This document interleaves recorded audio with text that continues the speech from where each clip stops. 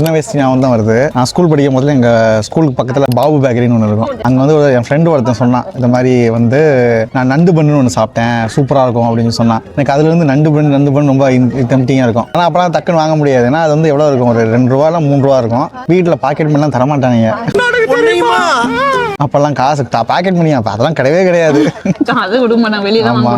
காசு ஆமாம், அது வேற விஷயம், பண்ண மாட்டாங்க.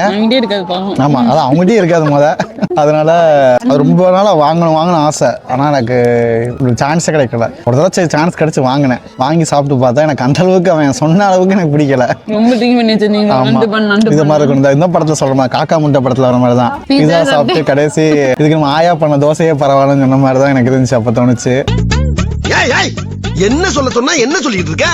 இப்ப அதான் ஞாபகம் பாபு பேக்கரி என்ன இருக்கு. பாவி அப்புறம் பாத்துட்டு யாரும் பாபு பேக்கரிக்கு போக மாட்டாங்க. அது ஸ்மாரான பேக்கரி தான்.